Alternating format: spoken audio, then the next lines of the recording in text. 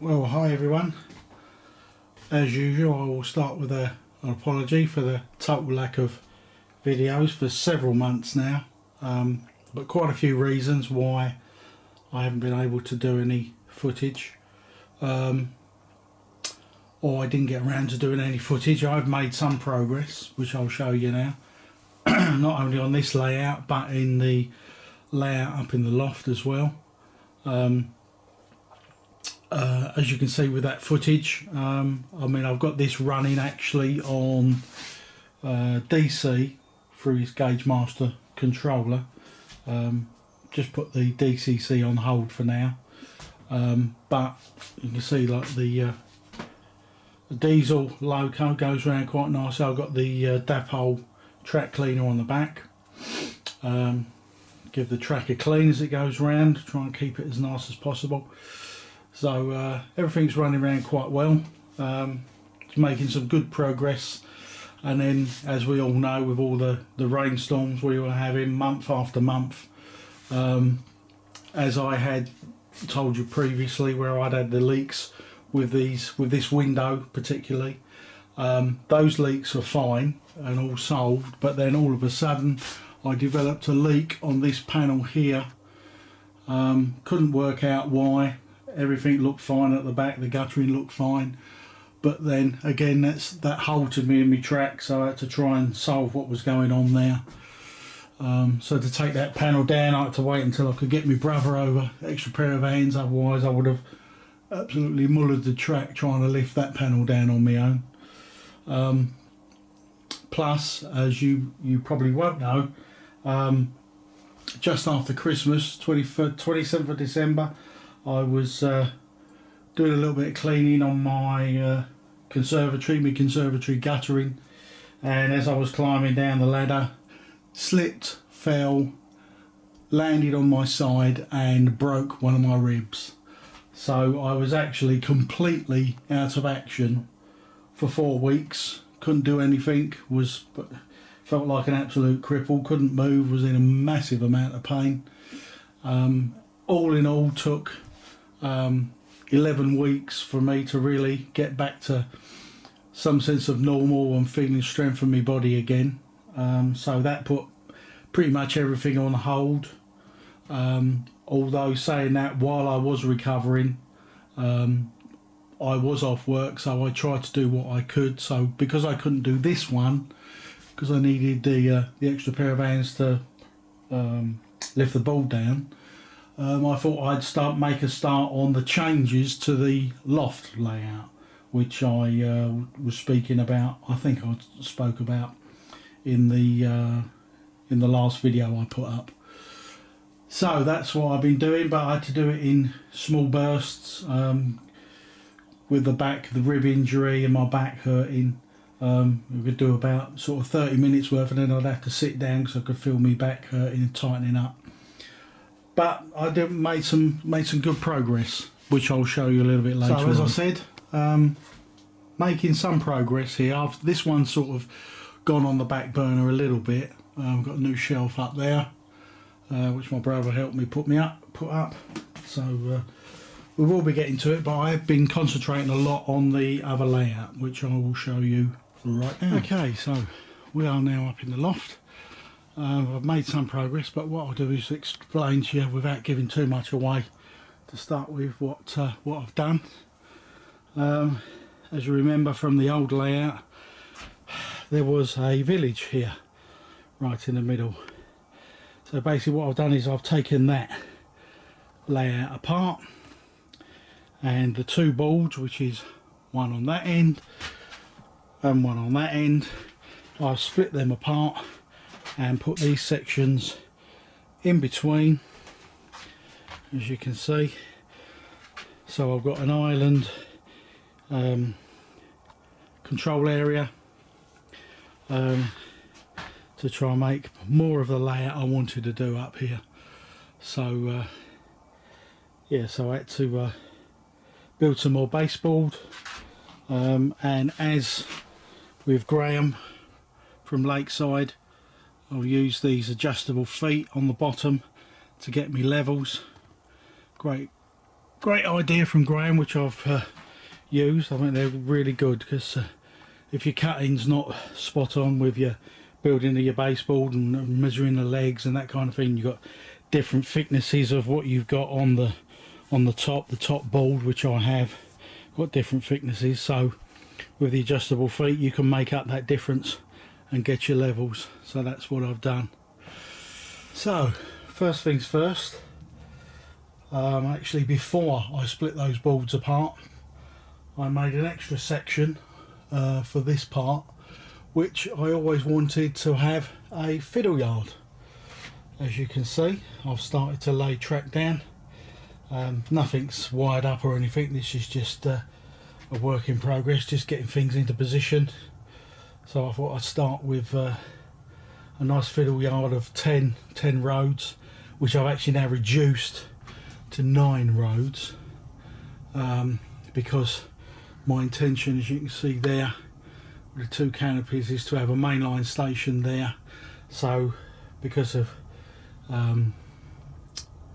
restrictions with how much room I've got, I've taken one of the fiddle yard roads down to accommodate that, and there will be a wall or a board all the way along there, which will separate the fiddle yard from the rest of the layout. But 9 roads, I think there's still plenty. And then also it was my intention to have them gradually come down, have some come at base level, but also have one come out as a raised level to have a raised track around the outside.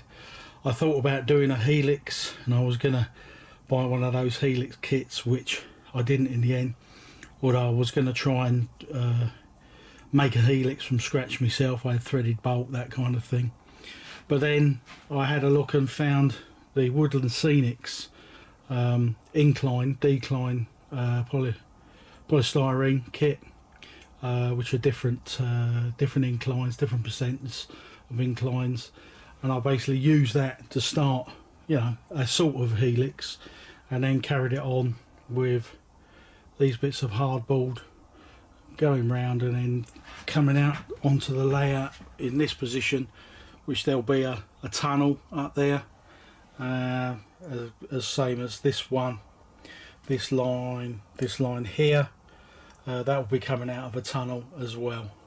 So that will mean I'll have a raised track going around the outside, so I can use some different scenery, the retaining walls and that kind of thing.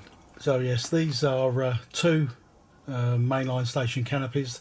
These are the Pico products, which I quite like. I've managed to get them for a reasonable price on eBay. Bought the pack of 2, or two in a pack, 2 packs, for to give and hopefully have a nice long platform to have terminating bays, terminating platforms there, and through platforms on the other side there.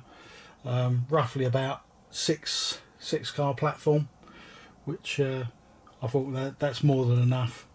To quote Barry Davis, anything longer than that, I think, you know, when you've got only so much room, you know, you can't have 10-12 car platforms. I just haven't got the room for that. So at least with 6 cars you get a reasonably good looking train of that length. So yeah, that's where the mainline station will be. I've just started to run some track around the edge, get some idea of that. Yeah, so after making this initial section here, I thought I need a little bit more just to do the helix to start with, but ended up being this, so I had to make this extra section here.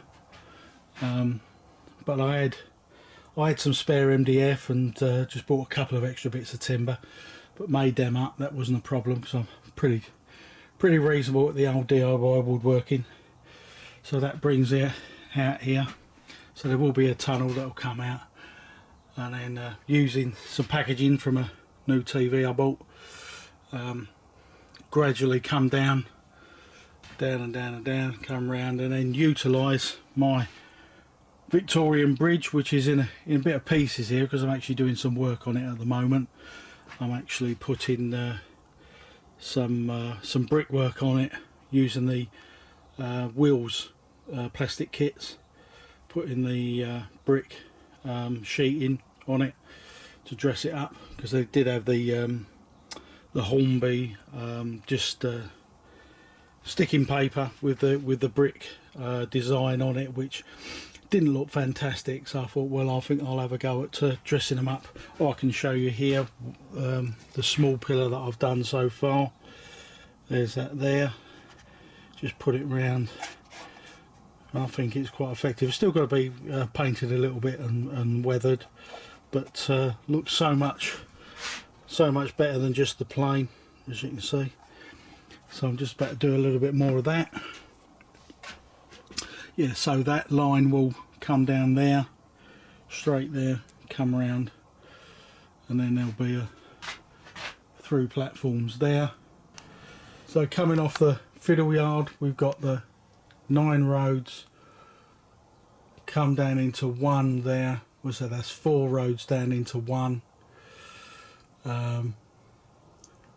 Another 4 roads there down into one, and one more road there, and then those ones come down into one, which will come out low level, and then the one over there goes into the one, and then up the helix, if you want to call it that, and then come out there. So that's gradually taking plan. I'm using the SCARM software to map it out some on the screen, and then recreating it up here.